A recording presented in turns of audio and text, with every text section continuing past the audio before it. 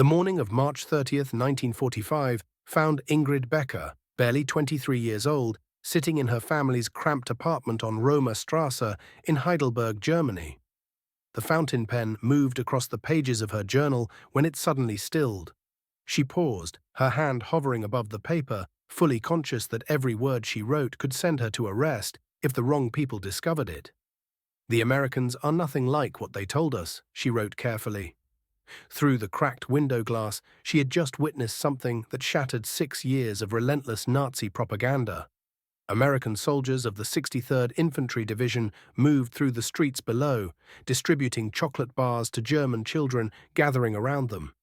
The candy wasn't the poisoned sweets she'd been warned about. These were genuine Hershey bars that made the youngsters' faces light up with genuine laughter, the kind of unguarded joy the children hadn't experienced in months. The American GIs presented an entirely different picture from what she'd been led to expect. Their uniforms looked fresh and clean. Their smiles came easily. Not a hint of the barbarism that Nazi officials had promised would follow American occupation. 20,000 American soldiers had entered Heidelberg that Good Friday without firing a single shot. The university city had been declared an open city to protect its ancient medieval architecture. The streets remained peaceful. No destruction, no violence, just the ordinary sounds of a military occupation beginning. What no one could have predicted was that this moment would set in motion one of history's most unusual social transformations. The barriers between conqueror and conquered would crumble not through military directives or political policy, but through something far more fundamental: human nature itself. The statistics of romantic transformation would be written not in command documents, but in marriage applications that would soon flood American military offices across the entire zone. 14,000 German women would petition to marry American servicemen within just 18 months, fundamentally reshaping the destinies of both nations. The spring of 1945 had seen Germany's collapse accelerate dramatically. American forces advanced into German cities with stunning speed. Frankfurt fell on March 29th to General Patton's army. Heidelberg surrendered the following day without any resistance. Nuremberg, the symbolic heart of Nazism, fell on April 20th, Hitler's birthday. Munich fell on April 30th, the identical day Hitler took his own life in Berlin. Independence Day arrived on July 4th, with American forces entering their sector of Berlin. Among the first to establish permanent headquarters was Colonel William W. Dawson, who would oversee Heidelberg's transformation into the operational center of American occupation forces. His diary, discovered years later in military archives, would provide historians with the most comprehensive first-hand account of those early encounters between American soldiers and German civilians. Within hours of arriving, American servicemen began interacting with local residents. Private First Class James Morrison of Brooklyn, serving with the 63rd Infantry Division, wrote to his mother on April 2nd. "The German people stare at us like we're from another planet. The women especially seem shocked that we're not the monsters they were told about. One elderly woman actually burst into tears when I helped her carry water buckets. She kept saying, 'Dank schön,' over and over again." The shock ran both directions. German civilians reacted with astonishment to American abundance. Corporal Robert Hayes documented his observations from Frankfurt. "They can't believe the amount of food we have. Our arcade rations, which we complain about constantly, contain more meat than German civilians have seen in months. When we throw away half-eaten meals, German children fight over the scraps." The American military apparatus rolling into Germany represented industrial and logistical might that exceeded German comprehension. The 12th Army Group alone consisted of 1.3 million men, supported by 460,000 vehicles, consuming 1.25 million gallons of gasoline daily. Each American division possessed more trucks than entire German Army Corps. Even the Dental Corps, which treated American soldiers' teeth, employed more dentists than the entire population of Bavarian medical professionals. President Franklin D. Roosevelt had given General Dwight D. Eisenhower explicit instructions back in September 1944. The German people as a whole must have it driven home to them that the whole nation has been engaged in a lawless conspiracy against the decencies of modern civilization. This philosophy materialized into the non-fraternization policy, formally codified in Joint Chiefs of Staff Directive 1667 and signed by President Truman on May 10, 1945. The restrictions were uncompromising. American soldiers could not speak to any German adult except to conduct official military business. The consequences were harsh. A soldier caught violating the order faced a $65 fine, equivalent to a private's entire monthly salary. Court-martial and reduction in rank awaited repeat offenders. Military police received explicit instructions to patrol streets, parks, and cafes, making arrests whenever Americans were spotted conversing with German civilians. Technical Sergeant William Barnes of the 82nd Airborne Division kept meticulous records in his journal. "The order is impossible," he wrote. "We're living among these people. German women work in our mess halls, clean our barracks, wash our uniforms. How can we possibly not speak to them?" Yesterday I was fined for saying good morning to our unit's cleaning lady, a 60-year-old grandmother. But the policy began cracking almost immediately. On June 11, 1945, just 5 weeks after Germany surrendered, Eisenhower modified the directive to permit soldiers to speak with German children. American servicemen playing with German youngsters became a common sight across the occupation zone.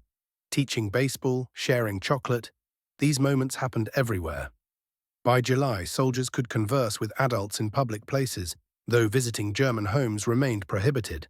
The policy finally collapsed entirely on October 1, 1945, when Supreme Headquarters Allied Expeditionary Force ended the fraternization ban completely, except for specific restrictions on marriage and moving into German homes. "We knew it was completely over when we saw the dancing," recalled Lieutenant Dorothy Patterson, stationed in Frankfurt. Service clubs started hosting dances in August. German girls would arrive in their finest surviving clothes, often altered Wehrmacht uniforms dyed black or brown, the only fabric available. The military police were supposed to keep them out, but they simply gave up enforcing it. By September, every dance had more German girls than American nurses present. The winter of 1946 to 1947 would become known in German memory as the Hunger Winter, when temperatures plummeted to -25°C and coal supplies completely ran out. Even before this catastrophe struck, German civilians faced starvation-level rationing that forced the emergence of an entirely new underground economy centered on American abundance.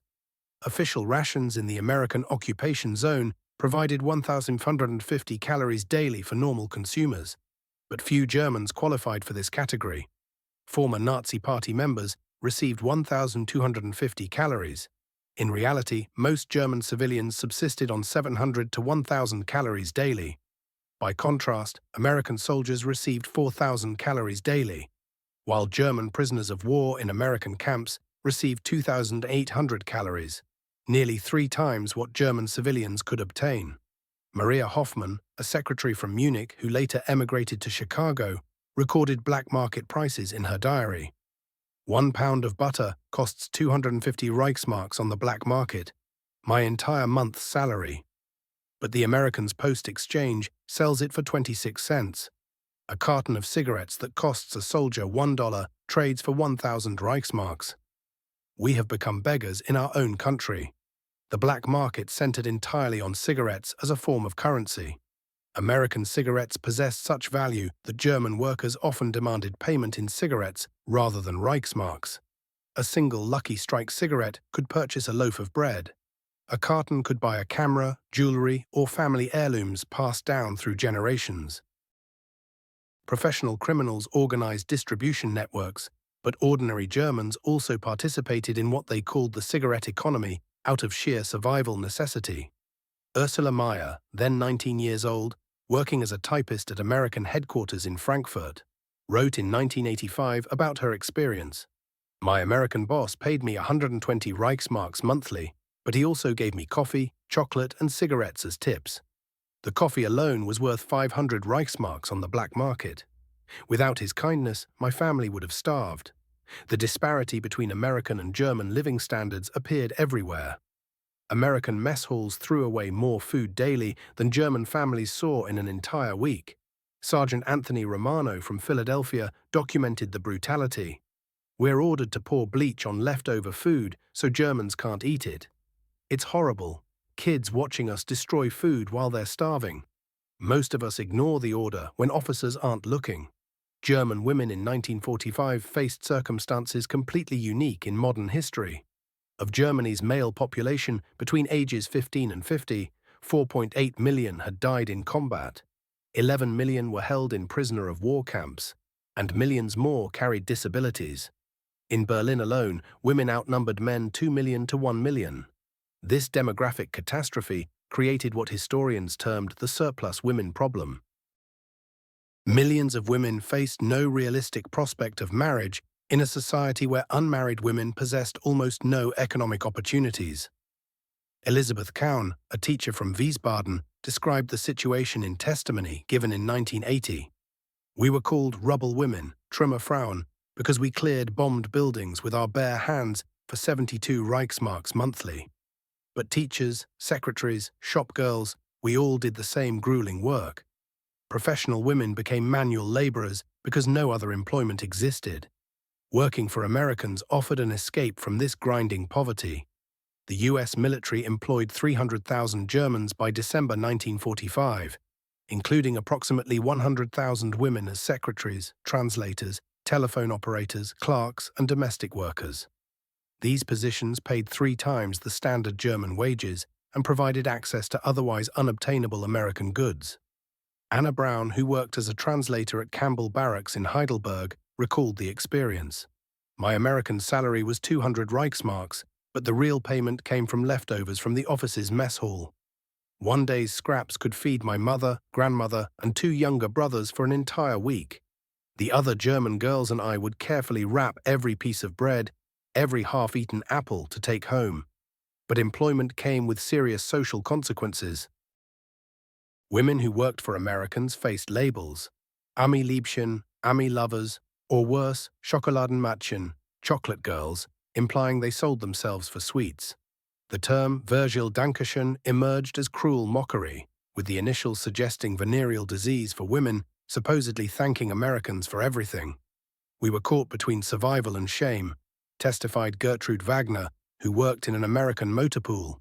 If we took American jobs, we were traitors. If we dated Americans, we were whores. If we stayed home and starved, we were fools. There was no winning.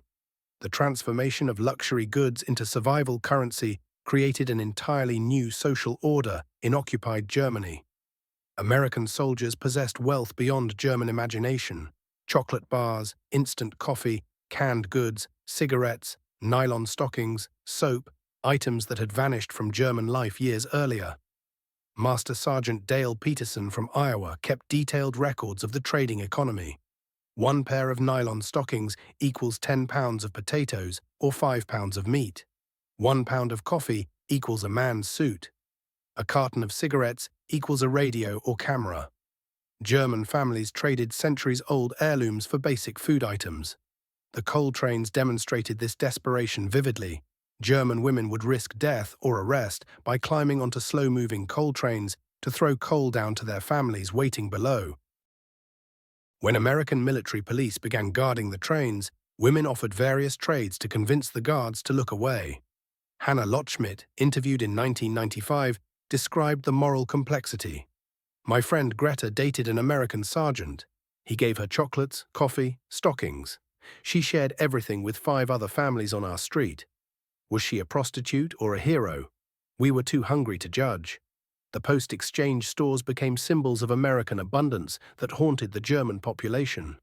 These military stores, closed to German civilians, displayed goods Germans hadn't seen since before the war: fresh fruit, meat, white bread, candy, clothing, radios, watches. German employees working in these stores described them as paradise. Looking through the post-exchange windows was torture, recalled Brunhilde Bauer. American wives buying 10 chocolate bars while German children begged for bread outside. The Americans weren't cruel, it was just their normal life. But their normal was our impossible dream. By autumn 1945, social interaction between American soldiers and German women had become impossible to stop. Service clubs and dance halls opened across the American zone. theoretically restricted to American personnel only, but increasingly filled with German women. The ballroom in Frankfurt, nightclubs in Berlin, and various American house venues became centers of an entirely new social order. The dances followed predictable patterns. German girls arrived in their best surviving clothes, often altered Wehrmacht uniforms dyed black or brown, the only fabric available. They had learned American dance steps from smuggled magazines and hidden radios preserved through the Nazi years. The bands, composed of German musicians who had secretly kept jazz recordings, played Glenn Miller, Benny Goodman, and Tommy Dorsey. Corporal Eugene Davis from Detroit wrote home in December 1945, "The German girls are desperate to dance. They've been forbidden from dancing to American music for 12 years. They know every word to songs they've never been allowed to hear." It's heartbreaking and beautiful at the same time. The dance halls represented far more than entertainment. They functioned as marketplaces of romance and survival. Military police reports documented the economics of these encounters.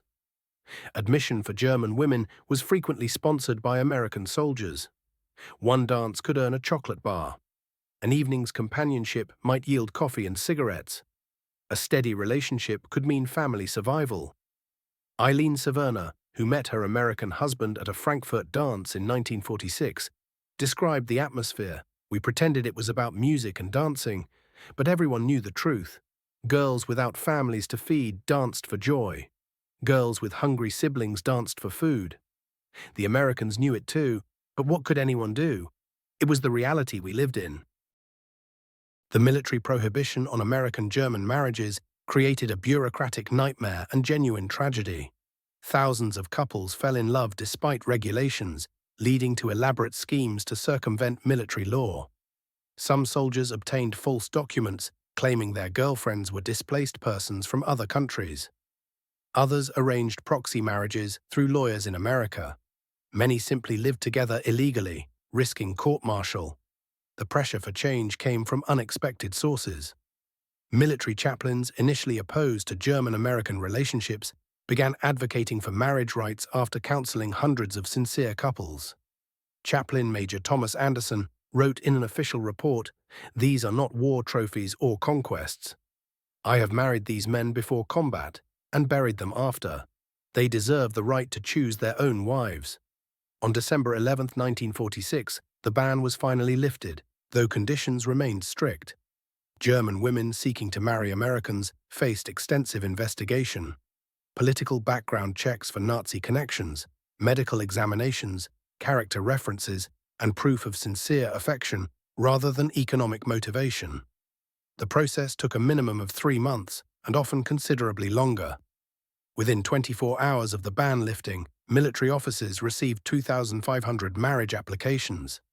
By January 1947, that number had risen to 7,000. Each application required 15 different documents, 3 medical examinations, and interviews with military intelligence. Margaret Thompson, who married Sergeant James Thompson in 1947, described the humiliation. "They asked if I was a Nazi, if my parents were Nazis, if I had dated German soldiers, if I was marrying for money, if I was pregnant." The interrogation seemed endless. They went through everything I had ever done, scrutinizing my past like I was someone under investigation. Jimmy felt nothing but anger about it all, yet I convinced him that enduring this process was worth the sacrifice if it meant we could finally be together. When the War Brides Act became law on December 28, 1945, it carried a significant restriction that would affect thousands of women. German nationals found themselves completely barred from entering the country.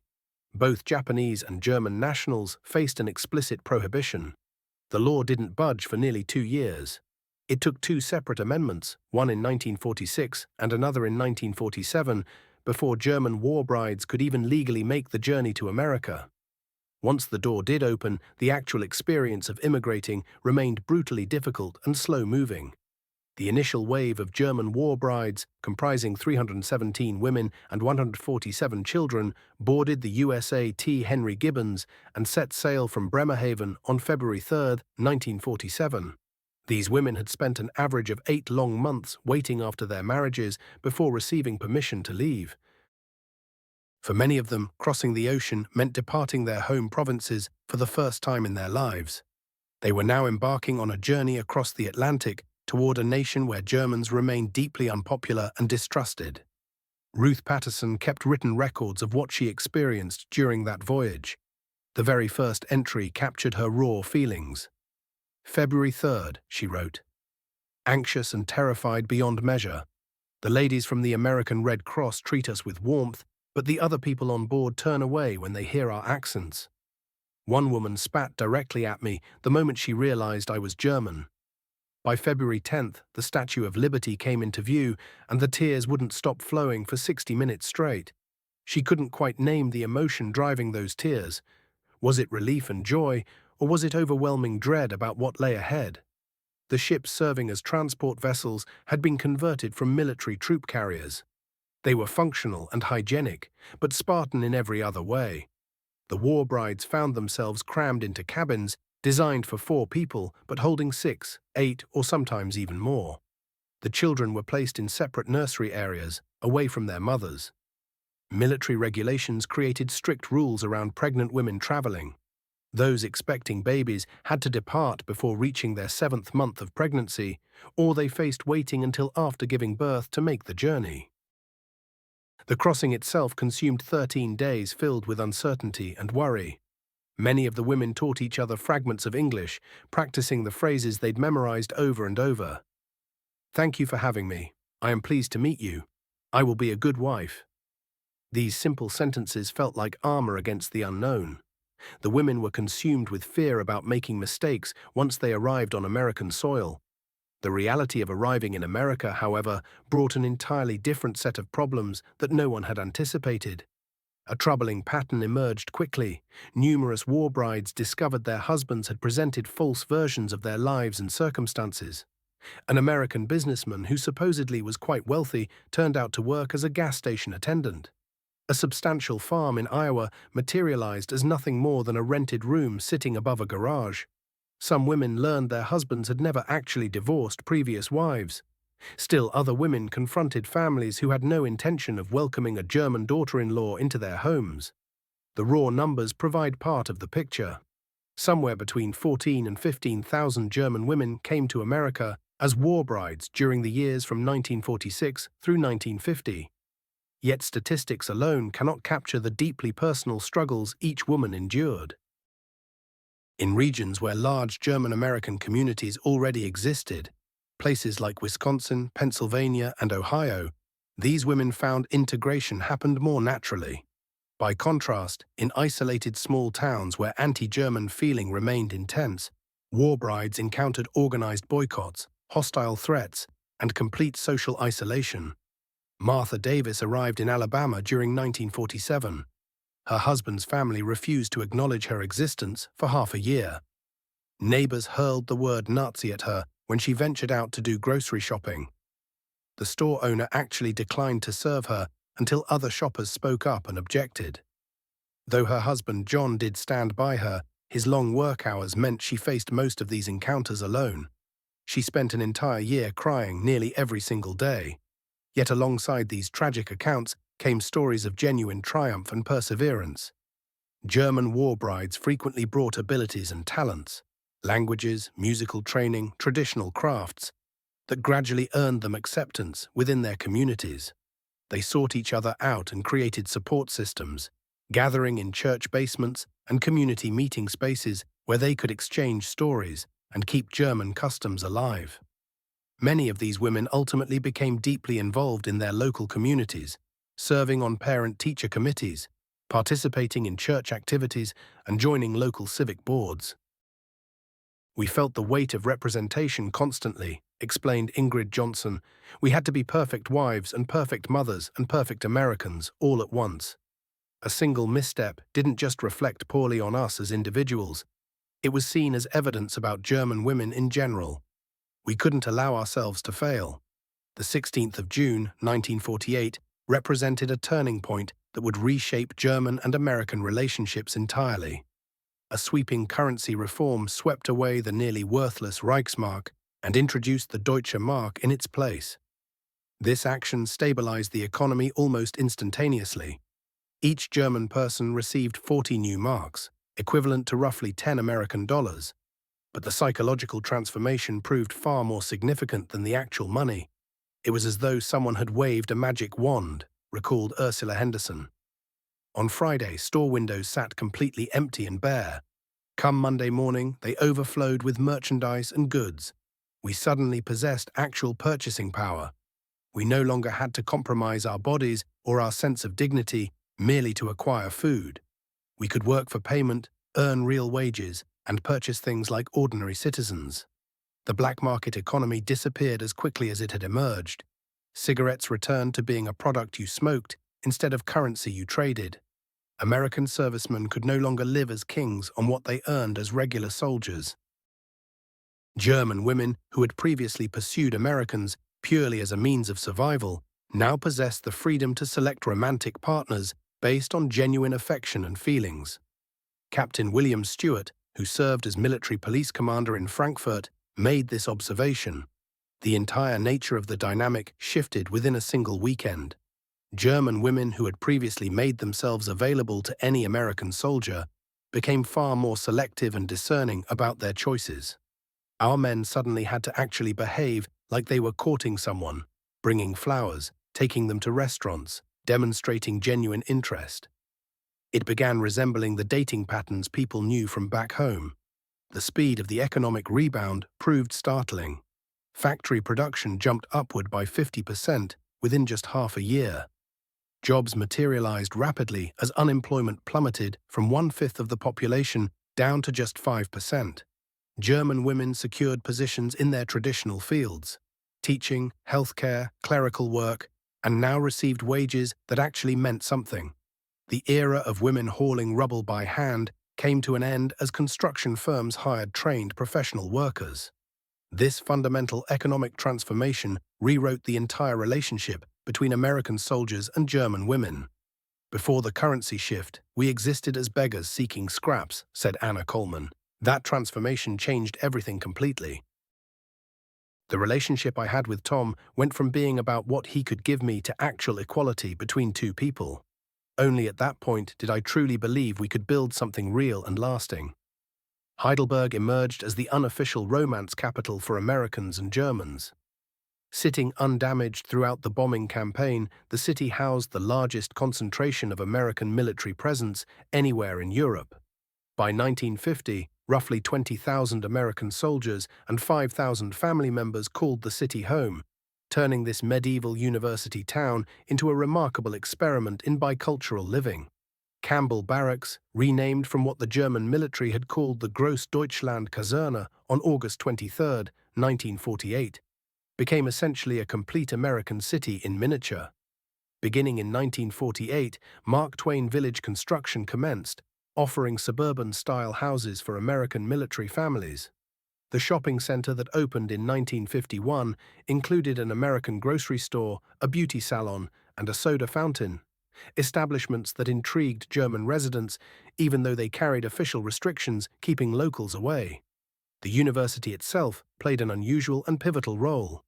American officers enrolled in courses exploring German philosophy and literature, while German students reciprocated by teaching English to military wives.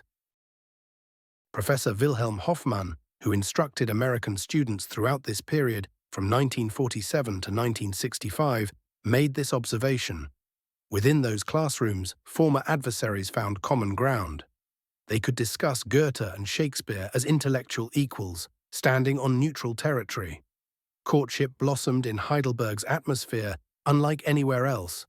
Along the Neckar River promenade, in Castle Gardens, and at student taverns, young people found opportunities for romance that simply didn't exist in the devastated cities of Frankfurt or Mannheim.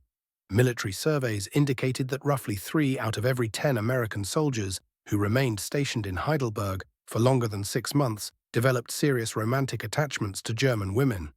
Lisa Morgan, who met her future husband in Heidelberg in 1949, carried these memories. Heidelberg felt like a fairy tale somehow surviving in the middle of a nightmare landscape. The castle standing intact, the old stone bridge, the songs the students sang, all of it reminded Americans of Europe as they'd imagined it romantically. For a few hours, we could forget the war had even occurred. Frankfurt evolved into the economic powerhouse of the entire occupation. The IG Farben building, an enormous office structure and Europe's largest business complex, transitioned from being a corporate headquarters into the seat of American military command starting in March 1945. The towering structure had once been home to the chemical corporation that manufactured Zyklon B. Now it coordinated implementation of the Marshall Plan and managed denazification efforts. The American presence transformed Frankfurt into what residents called Manhattan on the Main. By 1949, approximately 15,000 Americans populated the city in requisitioned housing, establishing complete neighborhoods that replicated American suburban living. Just the Plattenstrasse housing project alone contained 777 apartments built exclusively to house American military families. These American enclaves offered comforts that seemed almost luxurious by comparison. Central heating systems, modern kitchens, and recreational areas, amenities the vast majority of Germans wouldn't experience for many years to come. The PX store in Frankfurt grew to become the biggest American military retail operation anywhere outside American territory. German workers who spent their days in that building often described the experience as stepping directly into America while remaining in Germany. The store itself maintained a workforce of approximately 500 German employees, establishing one of the first environments where Americans and Germans functioned as genuine colleagues instead of occupier and occupied. Margaret Anderson, who worked at the Frankfurt PX, encountered her husband there in 1950. The PX represented neutral space for us, she remembered. Within those walls, we weren't conquerors and conquered. We were people working side by side. Real friendships began there, and genuine romance had room to develop. The entertainment scene in Frankfurt revolved around jazz clubs, many of them operating in bomb-damaged cellars below street level. These establishments existed in a legal grey area, technically prohibited, but tolerated by the authorities. German musicians performed American jazz for racially and nationally mixed audiences. The Hot Club Frankfurt, which opened in 1947, earned a stellar reputation for its Saturday night jam sessions, where American soldiers and German musicians blended their talents into something entirely new culturally. During the entire occupation period, approximately 94,000 children were born to German mothers and fathers from the Allied nations, with Americans accounting for roughly 37,000 of them. The occupation children, sometimes called Besatzungskinder, confronted distinctive obstacles within a society already struggling with profound questions of identity. Children with white American fathers typically integrated into society more readily, particularly when their parents married and established families. However, around 5,000 children were born to African American servicemen, and these children encountered severe discrimination within a nation that possessed virtually no black population and continued harboring the racial ideologies the Nazi regime had promoted. Hans Johnson, born in 1947 to an African American father and German mother, described what his childhood involved. "People called me Neger Mischling, Negro half-breed, every single day," he said. "Teachers arranged for me to sit apart from other students. German families explicitly forbade their own children from playing with me. My mother lost employment when employers learned she had a black child living with her. Some mothers made the heartbreaking choice to place mixed-race children into institutions, hoping an adoption process might transport them to America. The Brown Baby Plan, initiated by African-American journalist Mabel Grammer, successfully found homes for approximately 500 mixed-race German children with African-American adoptive families across the United States between 1951 and 1953. Dorothy Brown was adopted in 1952 when she was 3 years old. She eventually learned what her biological mother faced. "My mother surrendered me when I was very young," Dorothy recalled. "When I received the letter at 18, I finally understood." She wrote that she loved me deeply but couldn't envision a future for me living in 1950 Germany. She had made the right choice. "My adoptive parents and the city of Chicago provided me with possibilities that would have been absolutely impossible in post-war Germany." The America House program, established in 1945, created cultural institutions in principal German cities. The goal was democratic re-education through exposure to American culture and values. By 1950, 5 major facilities operated in Berlin, Frankfurt, Munich, Hamburg, and Stuttgart, with smaller reading areas spread throughout numerous other cities. These buildings offered ordinary Germans their initial authentic glimpse into American life that extended beyond military occupation. The libraries housed publications that had been banned during the Nazi years, works by Hemingway and Steinbeck, books authored by Jewish writers. Movie screenings presented both Hollywood entertainment and educational films showing American democratic systems functioning in practice. English classes, frequently led by military wives and service members, attracted tens of thousands of enthusiastic students. Munich's America House, which opened during 1946, became the most popular location, drawing 80,000 monthly visitors by 1950. Robert McNamara, who directed the facility, not the individual who later became Secretary of Defense, provided this assessment. German people possess an intense hunger for American culture. They come to lectures about democratic principles, participate in discussion forums about federalism, and check out volumes covering American history. This represents soft power functioning at its most effective. Programs specifically designed for younger Germans aged 14 to 25 proved particularly successful. GYA centers provided access to athletics, artistic pursuits, music, and most popular of all, social dancing. These organized gatherings supplied controlled spaces where German and American youth could spend time together, curtailing unauthorized fraternization. Brigitte Cooper met her husband at a GYA dance in 1951. The GYA dances were the sole locations where our parents permitted us to interact with American boys, she reflected. Chaperones supervised everything. Events concluded punctually at 10. Only non-alcoholic beverages were available. But we learned the jitterbug and swing, and through those dances we felt linked to something broader than our small towns. Military policies shifted as the occupation gradually transformed from punitive measures toward building genuine alliance. By 1950, approximately 30,000 military family members from America lived throughout Germany. These families, particularly the wives, functioned as informal representatives, dismantling prejudices through ordinary daily interactions. Military wives employed German household workers, occasionally purchased from German shops when regulations permitted, and sometimes enrolled their children in German schools when base facilities reached overcrowding. These everyday actions made the occupation seem more human to both populations. Dorothy Mitchell, stationed in Frankfurt from 1949 through 1952, wrote about her experiences. My German maid, Frau Klein, taught me more about genuine Germany than any official briefing ever could have. She showed me how to prepare German dishes, shared understandings of local traditions, and became my genuine friend. When she explained how she'd lost her own son fighting in Russia, I grasped something fundamental. These weren't abstract enemies, but mothers carrying grief like mothers everywhere. The military created German-American women's organizations beginning in 1950. These groups brought together wives of American servicemen with German women for cultural sharing and exchange. The organizations coordinated charitable projects, language exchange programs, and social events that forged friendships lasting decades. These women's groups actually broke down barriers faster than any government initiative could have accomplished, observed Colonel James Patterson, who oversaw community relations. When American and German mothers discussed children's health concerns, school difficulties, and domestic challenges, international politics simply vanished from the conversation. As the occupation's character evolved from conquest toward genuine partnership, the relationships developing between American men and German women shifted dramatically as well.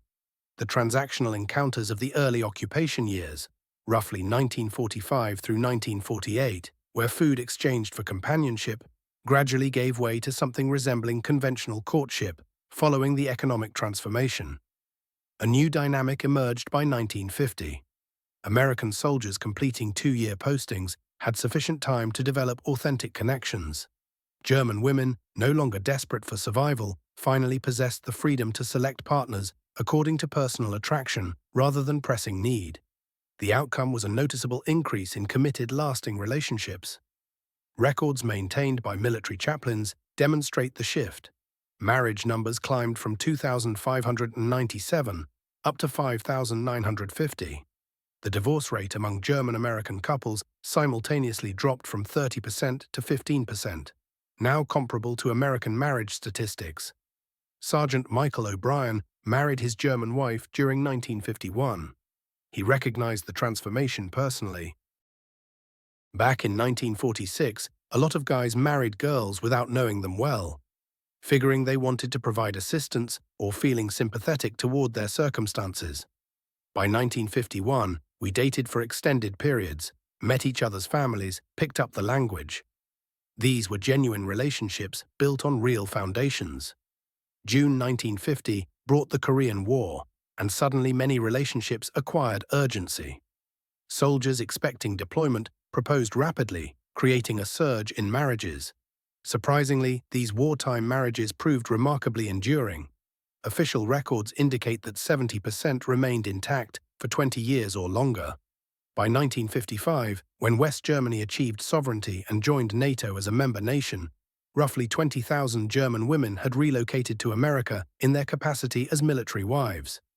How successfully they integrated into American life depended significantly on where they settled, their educational background, and the local community's willingness to accept them.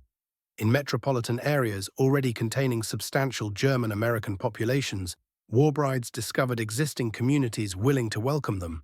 Neighborhoods like Milwaukee's German district, Cincinnati's Over-the-Rhine area, and St. Louis's German heritage organizations provided access to recognizable food, the familiar language, and customs they understood. War brides frequently became bridges connecting traditional German-American populations to contemporary Germany. Emma Roberts, who settled in Milwaukee during 1949, eventually became head of the German-American Ladies' Society by 1960. The established German Americans initially viewed us with resentment, remembering we symbolized the Nazi period they'd tried to distance themselves from. However, we brought current German culture, not the traditional customs frozen in time from their grandparents' era. Gradually, we renewed these communities with something vital and living. Small rural communities created entirely different circumstances. War brides in isolated towns often remained solitary Germans for miles around, experiencing profound loneliness and deep mistrust. Plenty of these women kept their heritage alive in subtle ways, maintaining German traditions quietly, while presenting themselves as thoroughly American in public. Katharina Brown, who made her home in rural Arkansas, described the balancing act perfectly. At home, I was completely German, preparing traditional German meals, speaking my native language with my children, keeping our German Christmas customs alive. But once I stepped outside that door, I transformed into an American. I threw myself into PTA meetings, helped out at church events, never once mentioned where I came from. What many Americans didn't realize was that German war brides brought something valuable to their new communities, something unexpected. Many of these women had received better education than the typical American. They were gymnasium graduates who knew multiple languages, had absorbed classical music, read philosophy and literature. American schools soon recognized their potential. Language and music programs particularly benefited from having these educated German women on staff. By the 1960s, hundreds worked as teachers across American public schools, bringing new approaches to language instruction and introducing European educational methods that had never been tried before. Margaret Williams, who came from Germany as Margaret Hoffmann, transformed how German was taught in Ohio high schools. Back then, American language classes focused entirely on grammar drills and translation exercises. I brought something different, she explained. I taught conversational German, had students experience German culture firsthand, arranged exchanges with students in Germany. My students didn't just memorize vocabulary, they actually understood what it meant to be German, what that culture represented. The influence of these war brides extended far beyond the classroom. German Christmas traditions gradually became part of mainstream American life. Advent calendars started appearing in homes that had never heard of them before. Christmas markets popped up in American towns. German baking traditions became family staples. Bread baking, coffee brewing, Gardening methods and approaches to running a household all reflected the quiet influence of these women. Greta Neubauer remembered the shift happening around her. Our American neighbors began abandoning instant coffee for the real thing. They started baking bread from scratch instead of buying it. They took up gardening seriously. We'd brought old-world craftsmanship into a country obsessed with convenience, and slowly people started noticing the difference. The psychological journey of these German women reveals something remarkable about the human capacity for reinvention and resilience. They endured tremendous trauma before, during, and after the war. The bombardment, the occupation, the poverty, leaving family behind, starting over in an entirely foreign culture while facing prejudice from many quarters. Research from the 1950s documented the emotional toll. Depression and anxiety were widespread among war brides during their early years in America, yet most found ways to adapt. A comprehensive study by Dr. William Henderson in 1955 tracked 500 German war brides. After their first year in America, 40% reported satisfaction with their new lives. By year 5, that number jumped to 60%. The transformation required nothing short of complete psychological reconstruction. These women essentially rebuilt their identities, keeping their German culture alive while becoming Americans, a balancing act that demanded extraordinary flexibility. Many never spoke openly about what they experienced. The silence had multiple roots: shame about what Germany had done during the war, fear that Americans would judge them or treat them as the enemy, a desire to shield their children from heavy historical truths. Barbara Miller only discovered her mother's full story after her death in 1995. I found letters written in German, photographs of cities destroyed by bombing, a diary full of descriptions of hunger and terror. My mother never spoke German at home, she never mentioned her family. When German music played, I'd see sadness cross her face, but she never explained why. She completely erased that part of herself to become American. During the Cold War, these war brides became unexpected cultural ambassadors. As tensions with the Soviet Union grew, the presence of these women who knew both America and Germany helped Americans see Germans as individuals rather than through the lens of old stereotypes. Their children, the second generation born of these marriages, often found themselves naturally positioned between two cultures. Many studied German language and history. Some became translators or found careers in international diplomacy and business. Military records show that children of German war brides enlisted more frequently than average Americans and often requested assignments in Germany. Lieutenant Colonel James Muller's mother was a German war bride. The perspective she shared prepared me for Germany far better than any military training could have. I spoke the language fluently. I understood how Germans think, how the culture works. These weren't just technical advantages in his career. They shaped how he understood the world. The influence extended into the civilian workforce as well. Major corporations sought out the bicultural children of war brides for positions managing German operations, recognizing their unique ability to bridge two worlds.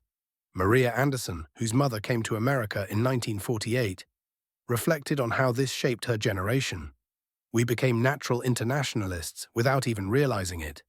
We grew up translating between two cultures, explaining America to German relatives and explaining Germany to American friends.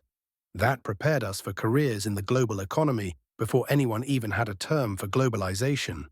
During the 1980s, something remarkable began happening. Cheaper airfare and improving international relations meant that war brides could finally return to Germany after decades of separation. These journeys home were complicated emotionally. Some women discovered that families had been divided by the Iron Curtain and couldn't reunite. Hometowns had been rebuilt, sometimes hardly recognizable. Relatives they hadn't seen in 40 years had invented stories about them, sometimes resentful of the life they'd built abroad. Some reunions brought reconciliation and healing. Others reopened old wounds. Hannah Davis returned to Hamburg in 1985 after nearly 40 years away. My sister had been telling people I abandoned our family to live in luxury in America. She didn't understand that I'd sent money for 2 decades, that my husband worked in a factory, that life was hard. The reunion brought pain, but also necessity. It had to happen. Group returns organized by the German War Brides Association proved therapeutic in ways individual journeys rarely were. In 1987, the association chartered planes and brought 300 women back to Germany together for 2 weeks. Traveling as a group meant having support while facing the shock of changes, the grief over losses, the joy of reconnections. Christina Thomas, who helped organize the trip, captured its importance. Going back together gave us strength we wouldn't have had alone. We could share the shock at how everything had changed, grieve for what we'd lost, celebrate finding people we never thought we'd see again. Individual returns could be traumatic. Group returns were healing. The statistical picture of this enormous social transformation tells its own story. Between 1946 and 1955, approximately 14,000 to 20,000 German women married American servicemen. 1946 was the peak year with roughly 2,500 marriages. The marriages proved remarkably stable. 70% lasted over 20 years, compared to just 50% of American marriages at the time. 15% ended in divorce within 5 years. Another 15% ended when the soldier died serving in Korea or in subsequent military service. The first shipload of war brides departed in February of 1947, carrying 317 women. Immigration peaked in 1949 with 3,500 arrivals that year. On average, 8 months passed between marriage and immigration to America. 60% settled in cities. 40% chose rural areas or small towns. They spread across the country, but concentrated in certain regions. New York received 2,500 war brides. California got 2,000. Texas welcomed 1,800. Pennsylvania, Illinois, Wisconsin, and Ohio each received substantial populations. The children born to American fathers and German mothers numbered approximately 37,000. About 5,000 were children of mixed-race relationships with African-American servicemen. 500 mixed-race children were adopted by American families. 80% of legitimate children immigrated to America with their mothers. 20% remained in Germany with relatives. The economic disparities that characterized the occupation created desperate circumstances for German women. 300,000 Germans worked for the United States military in 1946. 100,000 of those were women in administrative positions.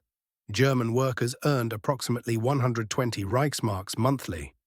American military employees earned 200 Reichsmarks plus benefits. A carton of cigarettes traded for 1,000 Reichsmarks on the black market, but cost just $1.10 at military post exchanges. German civilians received between 1,000 and 1,550 calories daily. American servicemen consumed 4,000 calories daily. These circumstances created the foundation for the relationships that would transform both societies. The immediate post-war period brought desperate survival choices and fraternization laws that were routinely ignored. Economic recovery and political normalization allowed genuine cultural exchange to develop. The 14,000 to 20,000 German women who took this path faced enormous challenges. Bureaucratic obstacles complicated their immigration. Social ostracism greeted many communities. Yet most successfully built new lives in America. Their children became natural cultural ambassadors, particularly valuable during Cold War tensions. Many pursued international careers, using their bicultural understanding in increasingly globalized work. One reflection from a 1995 reunion captured something essential. We were accidents of history who became agents of reconciliation. Our marriages born from war's chaos helped construct peace. Our children became bridges between former enemies. Our lives demonstrated that human connection transcends national hatred. By 1955, when occupation officially ended and West Germany joined NATO, the relationship between Germans and Americans had fundamentally shifted. The desperate fraternization of 1945, born from hunger and isolation, had become partnership between allies. German women who had cleared rubble for survival wages now worked as respected employees at American installations. Those who had once traded dignity for chocolate now shopped with Deutsche Marks in recovering economies. The army personnel who faced ostracism for dating Germans now saw such friendships as national policy. Filmmaker Wolfgang Petersen, whose mother was a German war bride, documented this transformation in his 2000 film Bridges of Love. My mother's generation built bridges with their bodies and hearts that diplomacy couldn't construct. They faced criticism and ostracism, celebration and vindication. Their personal choices became historical forces. The occupation period revealed fundamental truths about human nature under pressure. When survival feels threatened, social barriers crumble. When basic needs are met, genuine relationships flourish. When former enemies encounter each other as individuals, rather than as representatives of nations, reconciliation becomes possible. The human dimension emerges most powerfully through individual voices preserved in letters, diaries, and oral histories. Lisa Williams, interviewed in 1990, provided visceral insight into the desperation of 1945. People today simply cannot fathom how desperate things were. My father died in Russia. My brother disappeared in action. Our house lay in ruins. At 19, educated with English skills, I had no options except clearing rubble for 72 Reichsmarks monthly, which didn't even buy food. When Americans advertised for translators, 500 women applied for 10 positions. I was fortunate. My gymnasium English impressed them. Suddenly, I was earning 200 Reichsmarks plus access to the military canteen. The other women called me Ami Hure, though I only translated documents. Then I met Bill Walker. He was kind, respectful, nothing like the propaganda said Americans would be. Our secret courtship lasted half a year. Fraternization remained strictly forbidden. When marriage finally became legal in 1947, my mother cut me off completely. She told me I'd abandoned Germany. She never laid eyes on her grandchildren. In America, I encountered a different kind of hatred. Bill's family came from Iowa. They'd buried a son at Normandy. His mother wanted to know whether my relatives were Nazi Party members. As I shared how my father had fallen fighting a war his conscience rejected, tears streamed down her face. She pulled me into an embrace. That embrace changed me. I stopped being German. I became American. My children grew up speaking both languages, living in both worlds. My daughter eventually worked as a translator for the State Department. My son became an officer in the army and served overseas in Germany itself. Together they built things I could only imagine. From women sorting through wreckage, they became bridge builders of a new generation.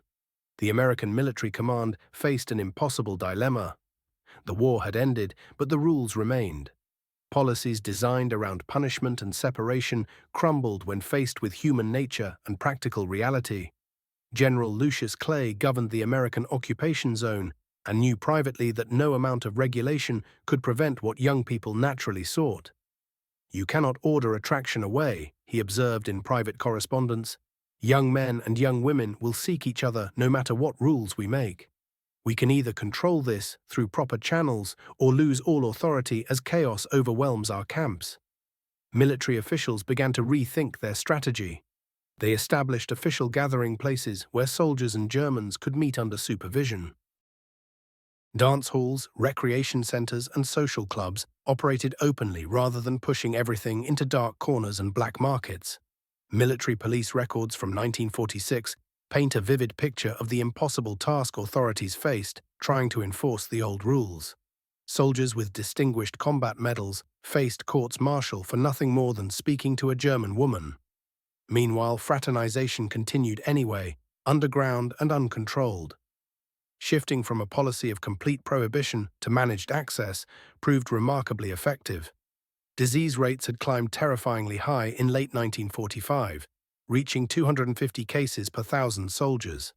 By 1948, after military authorities established properly supervised social venues and began medical education campaigns, that number had collapsed to just 50 per 1,000. The benefits extended beyond health.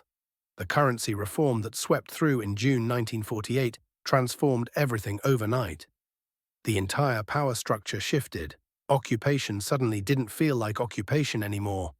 For years, German women had depended entirely on American soldiers for survival. The moment the economy stabilized, that changed completely. Margot Henderson wrote in her diary about the shift. "Saturday, June 19th, I thought I might become an officer's mistress. That was my only way out of poverty. By Monday, June 21st, I had real work. I earned real wages. The desperation lifted like morning fog. Suddenly, I could choose who I spent time with based on feeling, not hunger. American soldiers noticed the transformation just as sharply. Sergeant Paul Anderson described it in a letter home that July. The German girls switched overnight. Previously, they'd accept a date from practically anyone if it meant a meal and chocolate. Now they're choosy. A fellow with no rank or money gets nowhere. They want to feel something real now, not just fill their stomachs. With the economy moving toward normalcy, actual dating became possible. Restaurants opened their doors again, accepting German currency instead of cigarettes. Movie theaters showed both German films and American ones. Dance halls operated as businesses rather than military-sponsored relief efforts. A man had to have genuine appeal to win a woman's attention, not just access to ration supplies. This created healthier relationships. The statistics tell an important story. Before the currency reform, roughly 3 in 10 of these marriages ended in divorce within 5 years. After the reform, only 1 in 7 couples split up in that time frame. Economic security allowed people to choose partners more carefully. Approximately 37,000 children were born to German mothers and American servicemen. Their fates varied drastically depending on whether their parents married. Those with married parents gained American citizenship and often moved to the United States. The majority whose fathers never married their mothers remained behind, marked as outsiders. Klaus Thompson was born in 1947 to an unmarried mother. She told people he'd lost his father in the war, but his appearance told a different story. Other children mocked him viciously. Teachers looked away when it happened. When he sought apprenticeships to learn a trade, no one would accept him. Only when he traveled to America as an adult in 1968 did the weight finally lift. The stigma disappeared the moment he stepped onto American soil. Children of mixed race inherited additional burdens. Germany, still haunted by Nazi race ideology, had no cultural framework for accepting black children. Mothers came under tremendous pressure to institutionalize these children or send them to other countries for adoption. A 1952 German film called Toxie addressed the situation, bringing national attention to these mixed-race occupation children.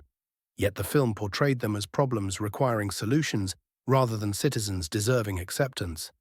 This reflected the attitudes of the time more broadly. Some mixed-race children succeeded despite the barriers stacked against them. Hans-Jürgen Mazurkoy, though born to a Liberian father rather than an American one, became an accomplished journalist. He documented his own experience growing up black in post-war Germany, giving voice to countless others facing similar struggles. The American presence introduced cultural shifts that reached far beyond music and candy. Women who worked alongside Americans or married them became agents of profound change. American workers treated their German colleagues differently. They used first names with supervisors, something unthinkable in German offices. The hierarchy felt less rigid. American soldiers played with German children as equals, not subordinates. They modeled a different way of relating to power and authority. People began to understand they could question things. Brigitte Coleman worked as a secretary for an American officer and experienced this awakening directly. My American boss asked what I thought about how we organized our office. He wanted my opinion. A German boss would never have asked me such a thing. That concept alone, that my ideas might matter, that felt radical. American consumer culture reshaped German aspirations. The military exchange stores, with their impossibly abundant displays, showed Germans a version of material comfort beyond anything they'd previously imagined. American magazines circulated through military families to their German employees, filled with photographs of suburban houses, refrigerators, cars, and gardens. These images became blueprints for a new Germany. The recovery of the 1950s wasn't merely industrial, it was imaginative. German women who'd glimpsed American comfort began to demand similar conveniences. That consumer demand drove Reconstruction faster and deeper than economic policy alone could have achieved. Military chaplains played surprising roles in these cross-cultural relationships. Many initially opposed fraternization based on their religious convictions. Exposure to genuine couples changed their minds. Chaplain Thomas O'Brien wrote a report in 1947 that influenced policy. I have spoken with hundreds of couples. These are not casual liaisons. These are genuine loves. These German women risk rejection from their own communities. These American soldiers risk military punishment. Yet they proceed regardless. This strikes me as evidence of something blessed, not something base. Churches became safe spaces where different worlds could meet. German civilians began attending military chapel services starting in 1946. They came partly out of curiosity about American Protestant practices. German churches that hosted American services discovered the GIs contributed generously to rebuilding funds. Interfaith combinations created complications. Catholic and Protestant marriages required special religious permissions. Jewish soldiers dating German women faced heightened suspicion given what had just occurred. Yet faith, like national boundaries, proved surmountable when love was genuine. Ruth Anderson came from a Lutheran family and married a Catholic sergeant. We couldn't see eye to eye on religious doctrine. We shared everything else, though, the same values about family, about service, about how to treat people with kindness. That foundation held us together for 4 decades. The decade of occupation rewrote both German and American history. Between 14,000 and 20,000 German women married American servicemen. Those marriages, plus approximately 37,000 children, created permanent connections between former enemies. The ripples spread far beyond the couples themselves. The occupation changed German society fundamentally. Exposure to American democratic practices, to consumer culture, to a more informal way of relating to one another influenced how the Federal Republic developed. The economic miracle of the 1950s wasn't just factories and productivity. It was also people reimagining what they wanted their society to become, inspired by American models they directly experienced. America transformed too, though more quietly. German women brought efficiency, dedication to education, and cultural richness to American communities. Their children often became specialists in international affairs, deepening America's engagement with the wider world during the Cold War and afterward. We were bridges, reflected Christina Patterson at a 2000 reunion. Our marriages were our own private choices, but they were also historical forces at work. We demonstrated that enemies need not remain enemies, that love can bloom where hatred had grown, that construction follows destruction. Scholars studying this period recognize the marriages between German women and American soldiers as essential to the occupation's success and the subsequent alliance between the nations. Other military occupations had bred resentment. The American choice to gradually accept fraternization instead of maintain impossible rules enabled genuine reconciliation. Dr. Maria Hearn, a leading expert on occupation relationships, has written extensively on the subject. These marriages accomplished what no diplomatic agreement could have managed, she explains.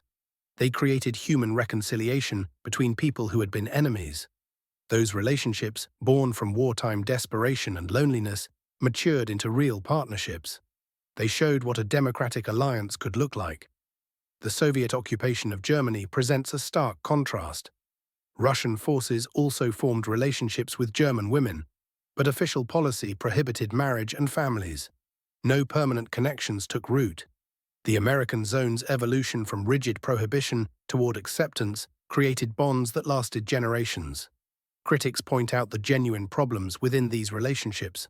Power imbalances existed. Economic coercion played a role. Many children were abandoned. These facts deserve acknowledgement. Yet most serious scholars conclude that permitting legitimate relationships, even complicated ones, proved more humane and politically successful than maintaining rules nobody could enforce. In 1995, at the 50-year anniversary of the occupation's conclusion, surviving war brides held their largest reunion in Washington. Over 500 women, now grandmothers, came together to share experiences kept private for decades. Ingrid Morrison, whose diary had introduced their story, gave the keynote address. "We stood at history's turning point," she told the gathering. "We were defeated, but we hadn't surrendered our spirits. We were desperate, but we never lost our dignity. We chose love over hate. We chose hope over despair. We chose the future over the past. People called us many ugly names, said we were opportunists and traitors. We were neither. We were survivors who eventually became builders. Our marriages became connections between peoples. Our children belong to the whole world. Our very existence proved that enemies can choose to become family. To our daughters and granddaughters, you inherited something from both sides of your background. That's not a burden, it's a gift. You carry both traditions within you. You can love both countries. You understand that you don't have to hate someone else's nation to love your own. You know that love ignores borders. To those who study history, don't turn our story into something prettier than it was. We faced discrimination. We experienced abandonment. Many of us lived in isolation. Some of our sisters found their way to the streets, some took their own lives, others lost their minds. Those of us who survived hold both sorrow and joy. We remember those we lost. We also celebrate what we accomplished. To everyone judging our choices, spend a day in our place. Experience starvation, live through bombing, survive occupation. Choose between watching your family starve and accepting help from a soldier. Then decide whether receiving chocolate or money in exchange for affection was shameful or necessary. We transformed from desperate women in ruins to American citizens, from enemies to allies, from frightened girls into determined women. The real gift we left wasn't just successful marriages, it was possibility itself. We demonstrated that destruction need not be permanent. Construction rises from rubble. The auditorium erupted. American husbands stood. Bilingual children stood. German women stood. Together they recognized the ordinary yet extraordinary women who'd bridged what seemed impossible to bridge. The deeper meaning of this story transcends how any single nation tells its history. It reveals something fundamental about human nature. People can connect despite official prohibition. They can love despite recent violence. They can create despite surrounding ruin. These women, whether they married the soldiers or worked beside them, participated in one of history's most successful occupations. Their relationships, ranging from survival strategies to genuine romance, transformed how former enemies saw each other. The shift from desperate fraternization in 1945 to genuine partnership by 1955 mirrored Germany's transformation from defeated enemy to democratic ally. The personal became political as ordinary relationships showed what international reconciliation could look like. Today, their descendants work in military services, diplomatic corps, and international organizations across the globe. They carry heritage from both nations, which helps them understand people across cultures. They prove that destruction need not be permanent. The German women who encountered American soldiers in spring 1945 could never have imagined the transformation they were beginning. That would reshape how both nations understood themselves. They thought only of immediate survival, of finding food, protecting themselves and their families. They couldn't see they were becoming historical forces. That's history's essential lesson. Major transformations begin with individual choices. A hungry woman accepts chocolate from a lonely soldier. A military policeman chooses to look away from fraternization. A chaplain blesses a marriage everyone said was forbidden. Small acts of mercy compound. They become something immense. The women sorting through rubble in 1945 were building bridges in 1955. Their journey from desperation to dignity, from mere survival to citizenship, from enemies to family members, stands as one of the 20th century's most striking transformations. They proved that even humanity's darkest moments can't extinguish our capacity to connect. We adapt. We transcend. The barriers we create crumble against human desire for connection. The legacy lives in families spread across continents, in children who speak multiple languages, in grandchildren who see no contradiction in belonging to two nations. They proved that love, regardless of how complicated its beginnings, ultimately conquers even the deepest divisions. The fountain pen that recorded Ingrid's first impressions of Americans in March 1945 would later write letters to Iowa about her new life. The journey was complete. The conquered had become family. The occupied had become citizens. The enemies had become the closest of allies. That transformation, repeated thousands of times in individual lives, altered history's course. From war's total devastation emerged not merely physical reconstruction. human reconciliation took root. German women and American soldiers, who found each other amid occupation's chaos, created something neither side imagined possible: lasting peace built on personal connection. This story reminds us where history's truly great transformations originate. Not in parliament chambers or palace halls, but in quiet human moments when former enemies recognize their shared humanity. In occupied Germany, that recognition began simply: a chocolate bar, a smile, a dance. It culminated in families spanning oceans, generations embodying reconciliation. These German women didn't merely witness history. They transformed it through countless individual acts of courage, compromise, and genuine connection. Their legacy appears whenever families reunite across the Atlantic, whenever a bilingual grandchild tells stories from both sides of their heritage, whenever former enemies meet as friends. They were ordinary women facing extraordinary circumstances who demonstrated that human resilience and adaptability can transform even history's darkest chapters into pathways towards something better. Their journey from rubble to reconciliation remains powerful testimony to what human connection can accomplish. It transcends the divisions history creates. The story of German women and American soldiers in post-war Germany resists simple interpretation. It is neither purely romantic nor entirely tragic. Like all genuine human history, it is complex, contradictory, deeply transformative. From defeat and desperation emerged connections that helped reshape the post-war world. The occupation officially ended in 1955, yet its human legacy endures. You see it in millions of descendants carrying both German and American heritage, in the deeper alliance between nations once bitter enemies, in the proof that war's destruction need not be permanent. Families spanning what history divided, children embodying reconciliation, love transcending the boundaries of nation, language, and bitter memory. These are the monuments that truly last.